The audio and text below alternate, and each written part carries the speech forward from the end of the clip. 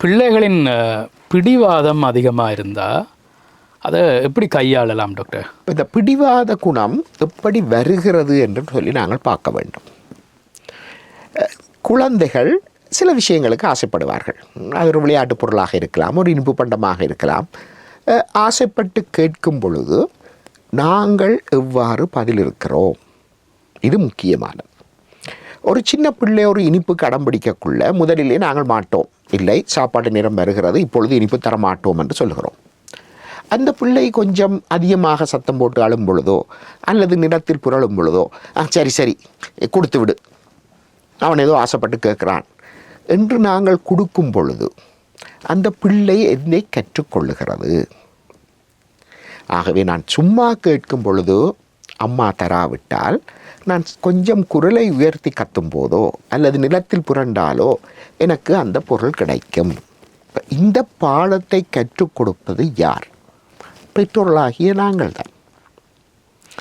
So பெற்றோர்கள் ஏதோ ஒரு முடிவை எடுத்தால் அது சரியான முடிவாக இருக்கலாம், சில வேளையில் பிள்ளையான முடிவாக கூட இருக்கலாம், அது பரவாயில்லை.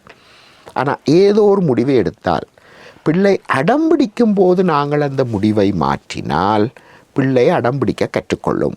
பிள்ளைக்கு நாங்கள் கற்றுக் கொடுக்கும் பாடம், நீ சில வேளையிலே அன்பாக இலகுவாக கேட்டு கிடைக்காத விஷயம் நீ அடம்பிடித்து கேட்டால் உனக்கு கிடைப்பதற்கு வாய்ப்பு இருக்கிறது. அப்படியான ஒரு கற்றலை நாங்கள் பிள்ளைக்கு கொடுக்கும் பொழுது பிள்ளை நிச்சயமாக அந்த விரும்புகிற பொருளுக்காக அடம்பிடிக்கத்தானே செய்யும். என்ன பிரச்சனை என்று சொன்னால், ஒரு 3 வயது பிள்ளை இனிப்புக்கு அடம் பிடிக்கும் பொழுது இது எங்களுக்கு ஒரு பெரிய விஷயமாகப்படாது. ஆனால் இதே பிள்ளை 10-11 வயசாகும் பொழுது அதே விதமான ஒரு செயல்பாட்டைத்தான் காட்டப்போகிறது. அப்போது எனக்கு மொபைல் ஃபோன் வாங்கித்தா அல்லது லேப்டாப் வாங்கித்தா அல்லது பைசிக்கிள் வாங்கித்தா என்று கேட்க அடம் பிடிக்கும் பொழுது தான் ஓஹோ இது பிரச்சனையாகிவிட்டது. ஆனால் இதற்கான அடித்தளம் போடப்பட்டது சிறு பிள்ளையிலே. சரி, இப்போ 10 வயசு பிள்ளை ஒரு பொருளை கேட்க அடம்பிடிக்கிறது என்று வைத்துக்கொள்வோம், என்ன செய்வது? ஸோ பெற்றோர் முதலாவதாக பிள்ளை ஒரு பொருளை கேட்கும் பொழுது பெற்றோர் இருவரும் தங்களுக்குள்ளே கதைத்து அவர்கள் ஒரு முடிவை எடுக்க வேண்டும். இது எங்களது பிள்ளைக்கு தேவைதானா, எங்களுக்கு வசதியாக இருக்கிறதா, இதை செய்வது நல்லதா கூடாதா, அவர்கள் முடிவை எடுக்க வேண்டும். அந்த முடிவை எடுத்துவிட்டு அதை திட்ட தெளிவாக பிள்ளைக்கு நாங்கள் தரமாட்டோம், என்ன காரணத்துக்காக தரமாட்டோம், எப்பொழுது அது உங்களுக்கு கிடைக்கலாம், இன்னும் 5 வருடங்களுக்கு பிறகு 3 வருடங்களுக்கு பிறகு ஏதோ உண்டு, அதை சொல்ல வேண்டும். அதை சொல்லும்போது பிள்ளை அடம்பிடிக்கும், சண்டை பிடிக்கும். ஏன்? அதுதான் பிள்ளை கற்றுக்கொண்ட விஷயம். ஆனால் பெற்றோர்கள் தங்களது நிலைப்பாட்டிலிருந்து மாறக்கூடாது.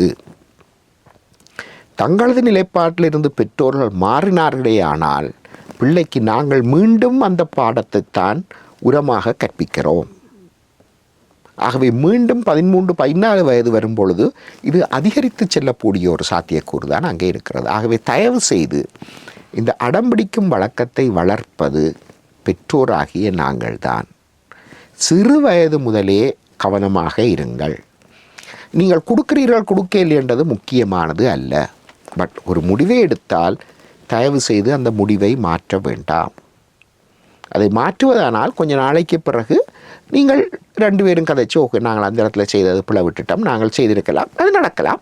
அதை கொஞ்ச நாள் கழித்து அதை செய்யுங்கள். அடம்பிடிக்கும் போது அதை செய்தால் பிள்ளை கற்றுக்கொள்கிறது, நான் அடம்பிடித்ததால் தான் எனக்கு கிடைத்தது. ஆகவே பிள்ளை அடம்பிடிக்கின்ற அந்த செயல்பாடை தொடர்ந்து செய்து கொண்டு போகிறது. பல பெற்றோரும் 15-16 வயது பிள்ளைகள் motor cycle, mobile phone, laptop போட்டு அடம்பிடித்து வன்முறைகள் கூட நடக்கின்ற சந்தர்ப்பங்களை நாங்கள் காண்கிறோம். அந்த கட்டத்திலே அதை கையாளுவது மிகவும் கடினம். ஆகவே சிறு வயதிலிருந்தே நாங்கள் இதை துவங்கி கொண்டு போனால் இந்த பிரச்சனை வராது.